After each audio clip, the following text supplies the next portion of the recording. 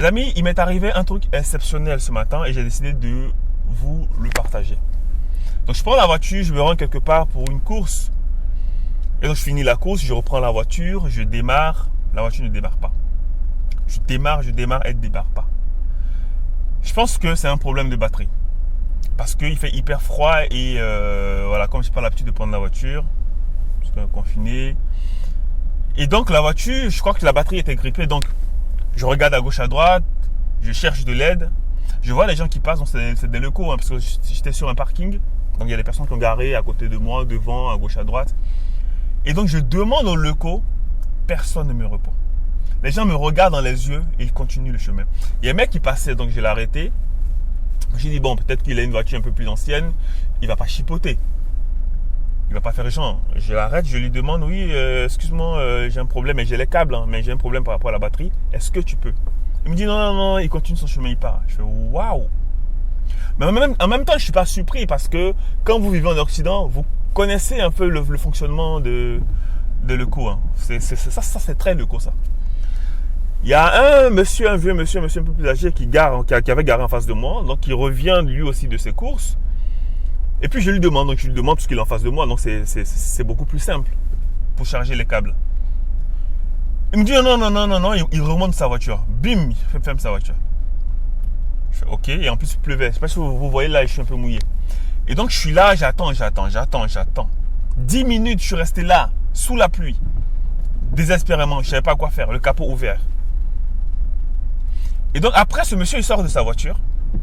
Et me dit oui, bon ok, vous avez les câbles, genre façon nerveux, tu vois, genre limite forcé.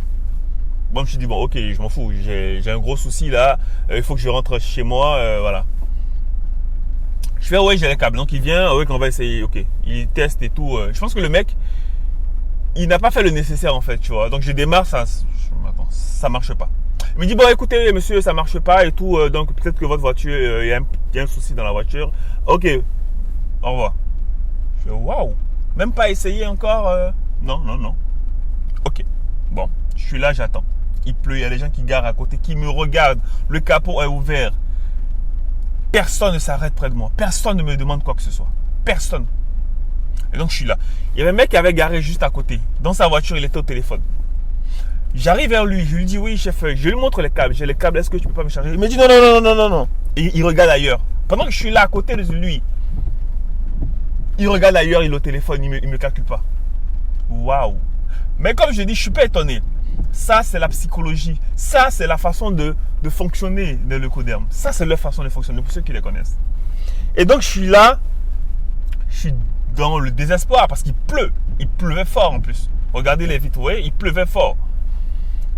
Et donc, je suis là encore sous la pluie, j'attends. Parce que je me dis, si je reste dans la voiture, les gens ne sauront pas. Donc, je suis là debout sur la pluie. Et là, il y a un monsieur qui passe, qui vient garer sa voiture. Je le vois de loin. C'est un mec de la communauté qui gare. Donc je le vois, je le regarde. Et je ne sais pas ce qui s'est passé. Le monsieur, il a dû sentir, il a dû me voir. Et il a dû sentir dans mon regard, un frère a besoin de toi. Le frère là, il a besoin de toi. Et donc dès qu'il gare sa voiture, il se précipite. Il arrive vers moi. Oui, tu as un problème? Est-ce que je peux t'aider? Je fais oui, j'ai un problème. Waouh, j'ai un problème. Ma batterie, elle est en train de me lâcher. Avec le froid, je pense que la batterie est grippée. Il me dit ok. Je vais faire mes courses, je reviens. Je fais d'accord, ok. Donc il va faire ses démarches et tout, il revient. Il me dit bon, attention, garde la place là à côté de toi vide. Je ramène la voiture, on va. Donc il ramène sa voiture et tout, il vient, on fait le truc. Il me dit vas-y, insiste. Et boum, ça marche. Il me dit voilà. Donc oui, c'est un problème de batterie. Il faut que tu roules longtemps parce qu'avec le froid, ta batterie est grippée. Il faut vraiment. Et je fais oui, voilà, exactement, j'avais raison. C'était la batterie. Il me dit ok, bon, vas-y, bon courage à toi et il part. Waouh. Mais les amis, ce qui est intéressant dans l'histoire, c'est que il s'est passé quelque chose après. Donc je prends la voiture, je me dis bon, je vais rouler un peu longtemps pour recharger la batterie parce que c'est quand même une voiture presque neuve. Donc c'est pas un problème voilà, c'est pas un problème mécanique. Donc je prends la voiture, je roule, je vais un peu sur l'autoroute, je reviens pour charger un peu, je redescends dans ma ville. Donc je roulais et je vois quelqu'un qui me fait un autostop. Je vois ces frais de la communauté, je gare tout de suite. Donc le frère, il monte dans la voiture, je lui demande tu vas où? Il me dit part à la gare. Les amis, de là où je l'ai pris jusqu'à la gare, 40 minutes à pied. 40 minutes à pied. Donc je dis au frère, vas-y, monte. Le frère, il monte dans la voiture et on discute. Et comme ça, en échange, il me dit oui, c'est un Gambien. Il n'a pas sa famille ici. Il a quelques proches, mais ses proches, en tout cas la famille proche, est au pays. Donc là, il revient du boulot. Je fais ok, bah super, bon courage à toi. Tu fais quoi? Il me dit qu'il est maçon. Je fais bah, déjà, c'est déjà bien. C'est pas un boulot dégradant, humiliant pour la communauté. C'est déjà bien. Et je lui demande, mais tu fais ça souvent, l'autostop? Il me dit oui. Et quand il le fait, aucun loco ne s'arrête. Il n'y a personne qui s'arrête. Personne ne s'arrête. Peut-être que les gens ont peur, les gens, je ne sais pas comment, personne ne s'arrête. Je fais waouh. Il me dit oui, personne ne s'arrête. Et qu'il marche. Je fais bah écoute, c'est ta chance. Donc je le dépose à la gare. Et puis sur le chemin de la gare, on discute, il me parle un peu de lui. On arrive à la gare. Je lui dis écoute, bah, bon courage. Et puis voilà. Les amis, j'ai voulu vous faire partager ça parce que la leçon dans l'histoire, c'est quoi? C'est que moi, le matin, en tout cas un peu plus tôt, j'avais besoin d'aide. Un frère de la communauté m'a tendu la main. Un frère de la communauté m'a vu dans la détresse, il m'a tendu la main. À mon tour, quelqu'un de la communauté était dans la détresse. Et je lui ai tendu la main. Service rendu, service donné. C'est comme ça qu'on doit se comporter avec les gens de la communauté. C'est comme ça qu'on doit se comporter avec nos frères et sœurs. C'est à nous de leur apporter tout le soutien, l'aide en question. C'est à nous de leur apporter tout ce dont ils ont besoin. De sorte que nos frères et sœurs, nos parents ne se retrouvent pas à quémander du boulot ailleurs. Ne se retrouvent pas à quémander des boulots de merde. Ne se retrouvent pas à se plier aux genoux, même au sol, devant les locaux. C'est à nous de leur offrir l'aide dont ils ont besoin. C'est à nous de le faire. C'est comme ça. C'est comme ça que la communauté se fera respecter et c'est comme ça que la communauté va grandir et prospérer. Économiquement, socialement, politiquement même. C'est comme ça. Si on arrête de tendre la main aux gens, si on arrête de se plier à leurs tibias, à leurs genoux, si on arrête de dormir dans leurs logements sociaux, si on arrête de faire la queue dans les endroits où il faut toucher les aides familiales, les allocations familiales ou les aides au logement. Je ne dis pas que c'est mauvais de dormir dans un logement social. Mais c'est quoi le but de notre vie? Posons-nous la question. Quelle image on veut donner aux gens? Quelle image on veut donner au monde? Partout dans le monde où il y a les Noirs, quand on parle de logement social, quand on parle d'aide sociale, c'est d'abord les Noirs. Pourquoi? Pourquoi? Est-ce qu'ils ont collé sur notre front aide sociale? Est-ce qu'ils ont collé sur notre front logement social? Ben non. Moi, je dis aux gens, vous êtes dans les logements sociaux, mettez-vous une chose en tête. Je suis là pour un temps et puis battez-vous pour sortir de là. Battez-vous pour acheter des biens immobiliers. Battez-vous pour acheter des maisons, acheter des appartements. Laissez-leur les aides sociales qu'ils prennent, c'est à eux. Leurs appartements sociaux, qu'ils prennent ça, c'est à eux.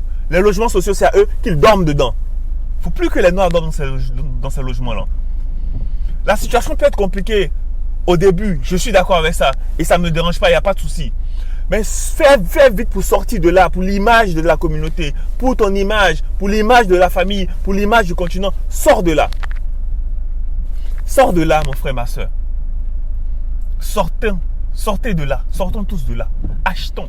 Nos parents n'ont plus la capacité, n'ont plus les moyens, n'ont plus la force d'acheter, de travailler dur pour acheter des biens immobiliers. C'est à vous, enfants de la communauté. C'est à vous, leurs enfants, de les aider à acheter des biens immobiliers. De les aider à sortir de là. Est-ce que vous avez déjà vu un Asiatique dans les logements sociaux? En tout cas, moi, je n'en ai pas vu. Je ne sais pas dans quel pays vous vivez, mais là où je vis, j'en vois pas. Vous avez déjà vu un Asiatique en train de faire la queue pour attendre les prestations sociales, les aides sociales? Moi, j'en vois pas. D'accord? J'en vois pas. C'est pour vous dire le soft power, comme je le disais sur l'autre vidéo. Le soft power. C'est comme ça, les amis. Si on veut qu'on nous respecte, tout ce qui est à l'image de la médiocrité, tout ce qui est à l'image de la mendicité, tout ce qui est à l'image de la pauvreté, il faut leur laisser ça. C'est pour eux. Le noir ne doit plus être le symbole de la lâcheté. Le noir ne doit plus être le symbole de la médiocrité. Le noir ne doit plus être le symbole du majordomisme. Oui, syndrome du majordome. Le noir ne doit plus être le symbole de la pauvreté, de l'extrême pauvreté, de l'extrême misère. Ils nous ont collé cette étiquette-là. Il faut enlever ça, les amis. Il faut enlever ça. Bon, c'est pour ça que je me bats pour la communauté. Nous devons montrer notre volonté de grandeur, notre volonté de puissance, notre volonté de succès, notre volonté de réussite. Tu ne peux pas bâtir des pyramides et puis te retrouver à nettoyer des chiottes. Tu ne peux pas bâtir des pyramides et puis te retrouver à marcher, à dormir dans des logements sociaux, à mourir même dans des logements sociaux. Quelle honte! C'est une honte, les amis. Attention, je ne suis pas en train de stigmatiser ceux qui sont dans cette situation actuellement. Je comprends.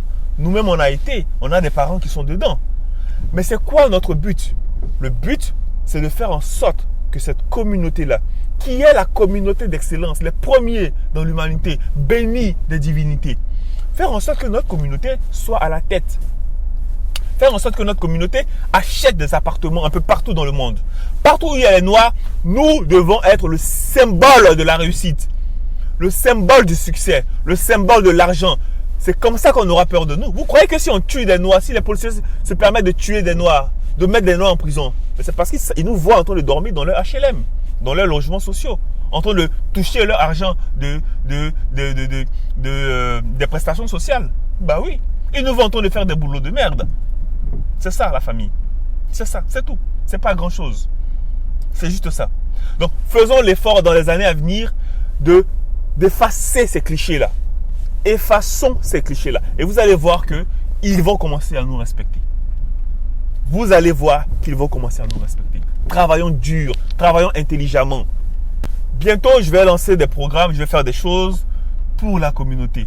On va lancer des organismes, des institutions qui vont aider la communauté à sortir des HLM là. Voilà. Avoir les moyens pour s'en sortir. C'est ce qu'il faut faire. C'est ce qu'il faut faire. J'ai plein d'idées comme ça pour la communauté et si les ancêtres le permettent, on va les mettre en place. À votre niveau, à notre niveau, nous devons sortir de tout ça. Allez, ciao les amis.